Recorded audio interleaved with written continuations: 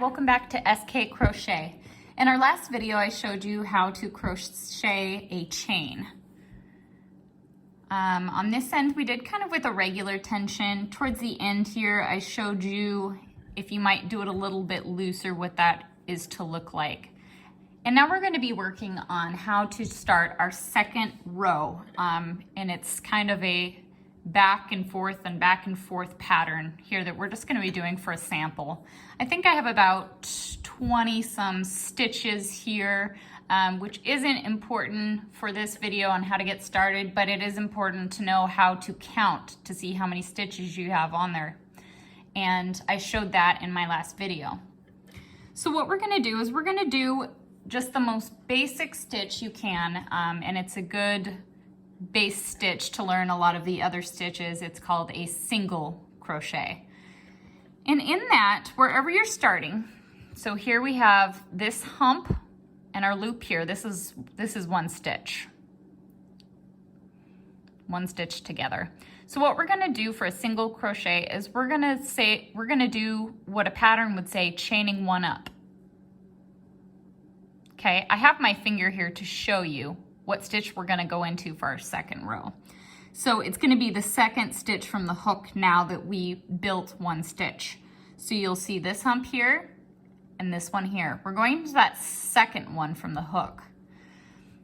I'm gonna show you the way that I do my rows, and I think a lot of people do. The tendency when you first start is to wanna go right for the center here into that gap. This leaves you with one strand on top and two on the bottom. But it can also kind of leave it looking a little funny. So I'm gonna show you the correct way to do it just so we get in a good habit. What you're gonna be doing is you're gonna be going from the bottom, not through that center hole there, but where this next, imagine it's a chain link, where this next one connects down to this one on the bottom. If we go through there and you turn it, you'll see that there are two strands of yarn. That's what we want to do. So again, we're going to be wrapping our yarn in a back to front motion, and we're going to be catching it and pulling it under those two strands. From here, you'll have two loops on your hook. And again, we're going to go around, and now we're going to pull through both of those. Remember to keep everything nice and loose. And we've done our first stitch of our second row. We're gonna continue on. These ones coming up I've made super loose on purpose so that you could really see where we're going into for our second row. So instead of going into this big gaping hole here, we're gonna, again, go into from the bottom. There is a little space here. Now, if I stretch it out just a little bit, you'll be able to see right there that this is the top one that would get you one strand. This is the bottom. Again, that has two strands on top. That's what we're gonna go into. And we're going to hook around, pull through, bring two loops up on your hook. We're gonna wrap and pull through two. And again, you'll see this here. We're not going into the top, but rather the bottom. Two strands, pull down, two loops up, wrap around, go through both loops. So you'll see here that we're getting a little nub here. We're getting a little bit more thickness, and that's what happens as your rows develop. I'm gonna go ahead and complete the second row. Again, just following that basic motion here. Sometimes it's helpful to just watch.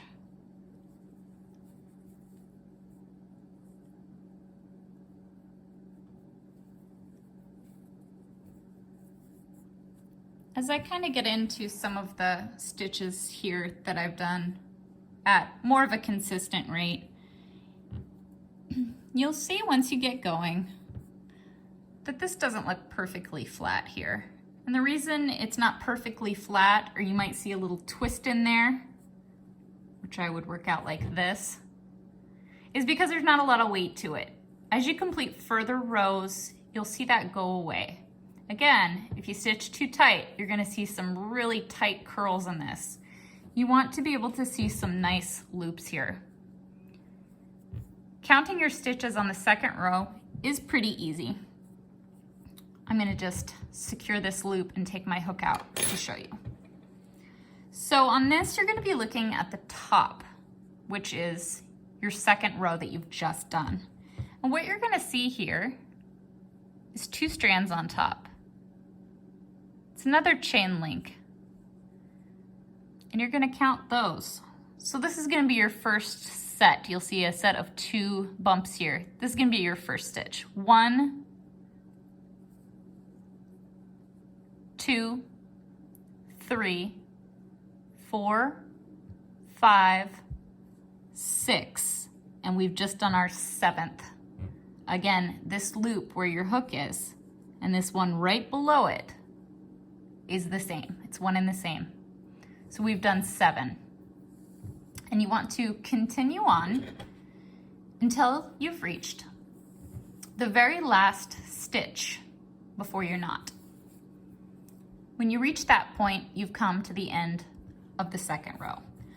I'll meet you back here after I've finished completing those stitches to show you what a full second row looks like.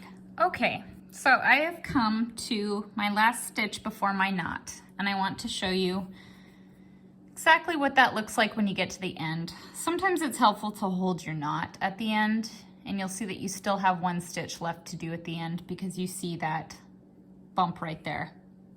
So we're gonna go into that the same way we did the others. You'll now see that this last stitch is right in line with the knot, okay? So we've just completed our second row. Pretty cool. You'll see that it's still a little bit twisty. Again, you don't want to see any hard twists. And as we build that up and it gets heavier, you'll see that it stops twisting. I'm going to go ahead and do a couple more rows to show you what that looks like. From here, we're going to go ahead and we're going to chain up 1. And then from here, since we're going to be going this direction, we're going to turn our work. And it's very much a back and forth pattern from here when we do our rows. So from this angle, the first stitch we go into, it's going to be this first set on the bottom here. It gets a little easier from here going in because you're going to go just right under those 2. This is where it gets nice and easy. And you're just going to go into your sets of 2 in every stitch. Always 2 loops.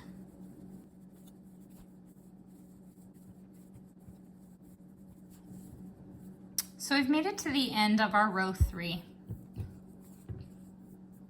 I'm going to secure that, take my hook out, and you'll see that it is growing. Okay? Where we did our first stitch down here looks really nice. Okay? That's the reason we go into the 2 loops on our second row instead of just 1. Because if you go into just the top one, you will see a little hang down here, which can look ugly, especially if you want to do something without a border. You want a really nice edge? That's the way it's done. I'll see you back here and we'll start our very first project.